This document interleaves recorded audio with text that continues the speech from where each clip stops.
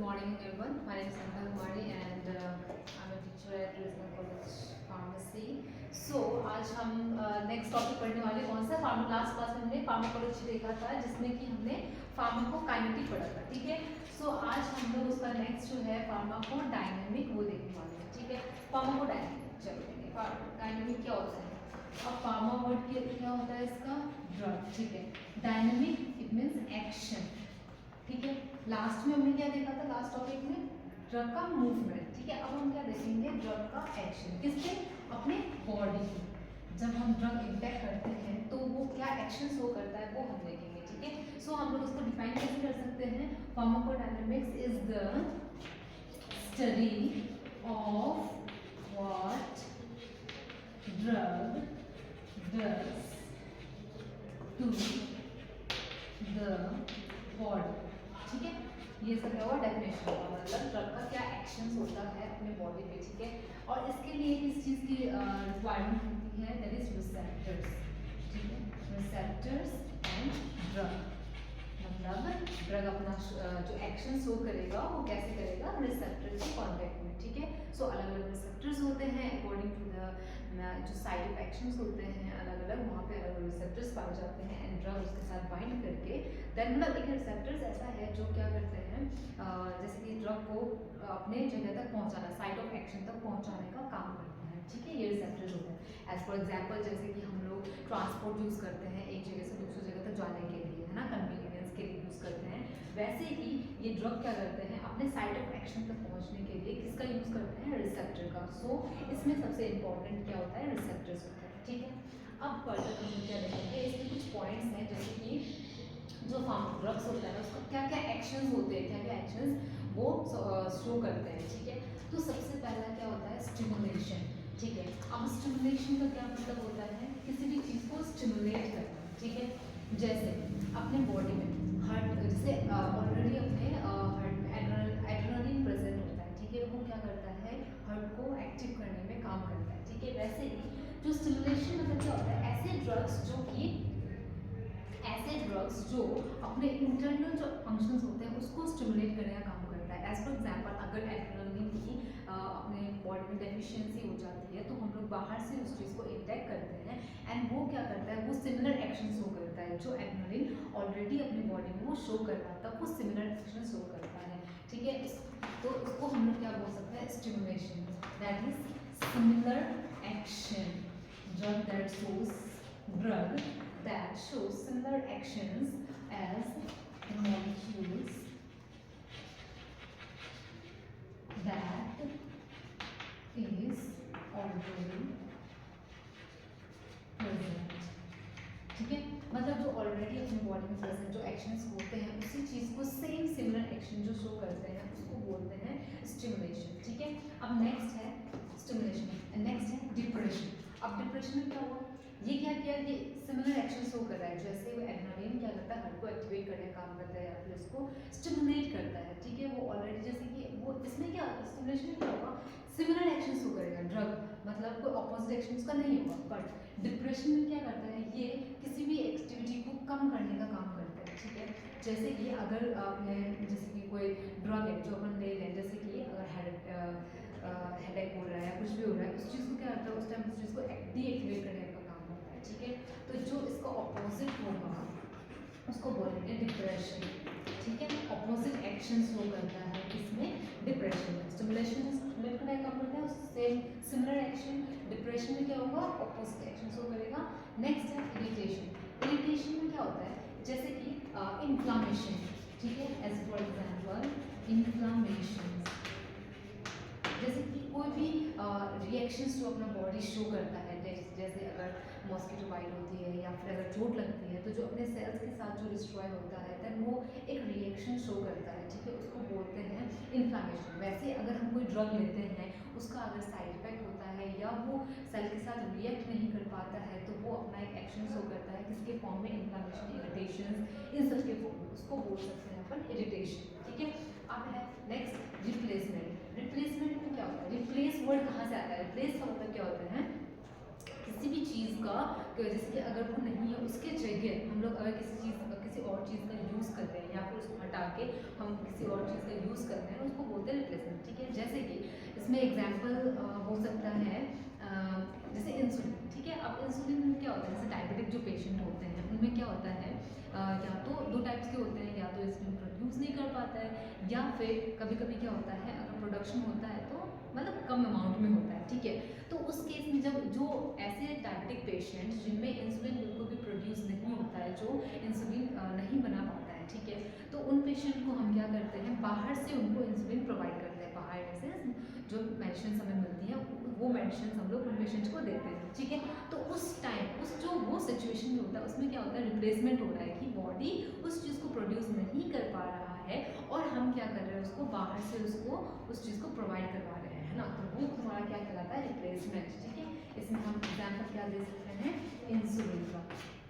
ठीक है, ऐसे बहुत सारे एग्जाम्पल्स हैं जो हम लोग, जैसे बॉडी उस चीज़ को बिल्कुल भी प्रोड्यूस नहीं कर पा रहा है और हम उसको बाहर से दे रहे हैं, तो वो क्या हो जाएगा, रिप्लेसमेंट। ठीक है, लास्टली आता है साइटोटॉक्सिक एक्शन। साइटोटॉक्सिक एक्शन में क्या हो सकता है, ऐसे एक्शंस जो कि हार्मफुल होते हैं। ठीक है, जैसे कि टॉक्सिन्स होते हैं एंड और भी सारे जो होते हैं टॉक्सिक एक्शंस जो हमने बॉडी शो करते हैं, साइड इफेक्ट्स हो गए, ये सारे हो गए, ये सारे किस में आएंगे, हमारे साइटोटॉक्सिक एक्शंस में आएंगे। ठीक है, एक बार मैं फिर से रिपीट कर रही हूँ, जो फार्माकोडायनामिक्स है इसमें क्या हम पढ़ते हैं, ड्रग का एक्शन पढ़ते हैं। ठीक है, जिसमें कि अलग अलग टाइप्स के होते हैं, अलग अलग एक्शंस जो है वो अपने बॉडी पे शो होता है, stimulation, depression, irritation, replacement and cytotoxic action. ठीक है, जिसमें कि स्टिमुलेशन क्या होता है कि सिमिलर एक्शन शो करता है, ऐसे ड्रग्स जो कि सिमिलर एक्शन शो करता है। ठीक है, डिप्रेशन ऑपोजिट एक्शन शो करता है। इरिटेशंस में क्या होते हैं, जो इरिटेशन शो करे, जैसे कि इन्फ्लामेशंस हो गया। ठीक है, ये सारे जो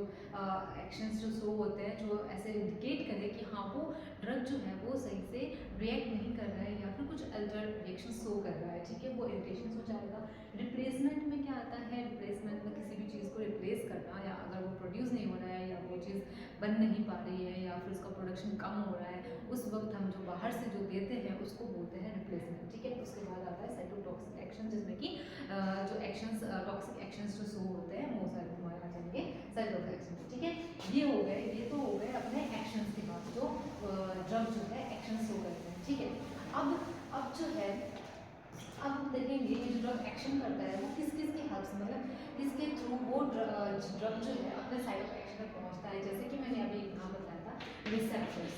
ठीक है, रिसेप्टर्स क्या होते हैं, ये एक एज ए कैरियर होते हैं, कैरियर बोल सकते हैं। ये हेल्प करता है ड्रग को अपने साइट ऑफ एक्शन तक पहुंचने में। ठीक है, ताकि वो अपना एक्शन शो कर पाए। ठीक है, तो ड्रग किसकी हेल्प से करता है, रिसेप्टर। अब रिसेप्टर्स में भी दो टाइप्स के होते हैं, एक होता है एगोनिस्ट रिसेप्टर्स होते हैं और दूसरा होता है एंटागोनिस्ट।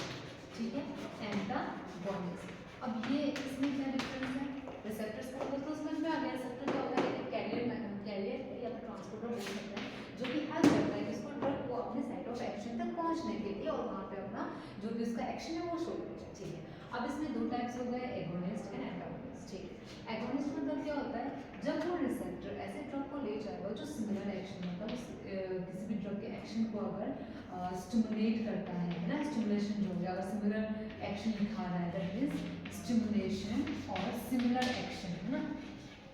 तो ये क्या होगा, एगोनिस्ट, मतलब उस चीज़ को स्टिमुलेट कर रहा है, सिमिलर एक्शन शो कर रहा है, तो एगोनिस्ट कहलाता है। दूसरा है एंटागोनिस्ट, अगर उसको रोकता है, इनएक्टिवेट करता है। एगोनिस्ट में एक्टिवेट करने का काम करेगा, ठीक है, और इसमें इनएक्टिवेट करने का काम करेगा। क्लियर है, इनएक्टिवेट और उसको डिप्रेस करने का जो एक्शन अभी मैंने डिस्कस किया था, स्टिमुलेशन डिप्रेशन, वही सेम चीज़ है। ऐसे रिसेप्टर्स जो कि हेल्प करते हैं किसी भी एक्शन को दिखाने में, एक्शन शो करता है, तो वो एगोनिस्ट होगा, और उस एक्शन को अगर रोकना हो, इनएक्टिवेट करना हो, तो वो एंटागोनिस्ट कहलाता है।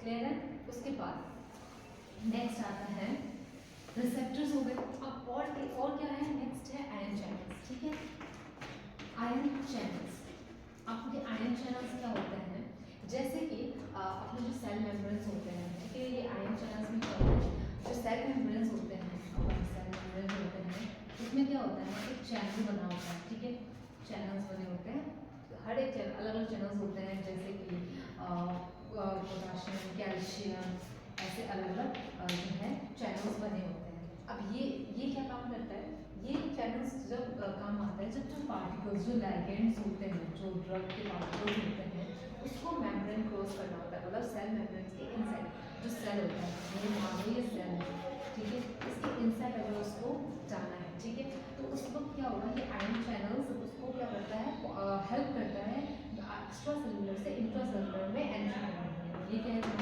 एक्स्ट्रा सेलुलर फ्लूइड है और ये इंट्रा सेलुलर, तो ये एक्स्ट्रा सेलुलर से इंट्रा सेलुलर पहुंचने में क्या हेल्प करता है, कौन सा हेल्प करता है, आयन चैनल हेल्प करता है, ठीक है।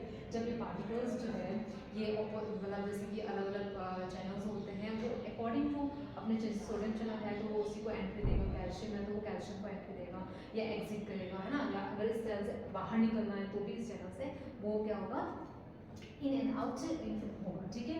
ये तुम्हारा आयन चैनल हो गया। अब है नेक्स्ट, उसके बाद ये सारे क्या है, ये जितने भी हैं ये सारे कैरियर मेथड है जो ड्रग्स क्या करते हैं अपने साइड इफेक्शन तक पहुंचने में हेल्प करते हैं, ठीक है। उसके बाद है एंजाइम्स।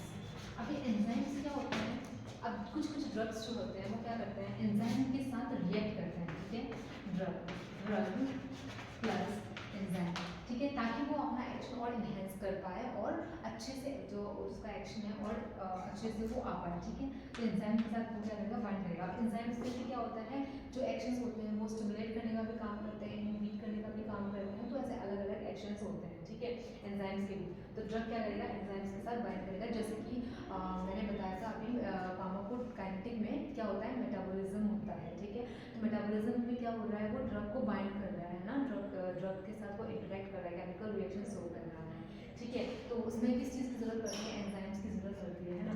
तो वो एंजाइम्स और ड्रग क्या कर रहा है, इंटरेक्ट कर रहा है, ठीक है। तो ये इसमें क्या एंजाइम्स की जरूरत पड़ती है। नेक्स्ट है कैरियर ट्रांसपोर्ट। कैरियर ट्रांसपोर्ट की जरूरत है। अब ये क्या करता है, कैरियर ट्रांसपोर्ट, ये भी ड्रग को हेल्प करता है अपने साइड इफेक्शन तक पहुंचने में। इसमें अलग अलग चीज़ें की, जैसे कि मैंने अभी आयन चैनल में बताया कि वो क्या होता है, आयन चैनल क्या करता है, अलग अलग चैनल्स होते हैं जो हेल्प करते हैं जो मॉलिक्यूल्स होता है उसको क्रॉस करने में, सेल मेम्ब्रेन को क्रॉस करने में, या अगर एक्स्ट्रा सेलुलर से इंट्रासेलुलर या इंट्रासेलुलर से एक्स्ट्रा सेलुलर जाने में हेल्प करते हैं। वैसे कैरियर ट्रांसपोर्ट होते हैं, वो क्या करते हैं, ड्रग को अपने साइट ऑफ एक्शन तक पहुँचने में हेल्प करवाते हैं, ठीक है। तो ये सारे क्या हैं, इसके एक्शंस हैं, है ना। फार्माकोडायनामिक के एक्शंस थे, stimulation, depression, irritation, replacement and cytotoxic reactions, ठीक है। उसके बाद उसको जो हेल्प चाहिए, जो रिसेप्टर्स उसमें हेल्प करते हैं या जो कैरियर ट्रांसपोर्टर्स होते हैं जो ड्रग को हेल्प करते हैं अपने साइट ऑफ एक्शन तक पहुंचने के लिए, वो होते हैं रिसेप्टर्स, ठीक है। आयन चैनल्स के थ्रू वो जाते हैं, देन एंजाइम्स के थ्रू, एंजाइम्स के हेल्प से वो अपना एक्शन शो करते हैं, एंड देन कैरियर ट्रांसपोर्ट के हेल्प से भी वो अपना एक्शन शुरू करते हैं, ठीक है। आई होप आपको ये टॉपिक समझ में आएगा, फार्माकोडायनामिक्स। तो अपना जो फार्माकोलॉजी का जो इंट्रोडक्शन पार्ट था, जिसमें कि हमने फार्माकोकाइनेटिक्स देख लिया था लास्ट क्लास में, और इस क्लास में हमने शेयर किया है फार्माकोडायनामिक्स। आई होप ये टॉपिक आपको समझ में आया होगा। Thank you so much.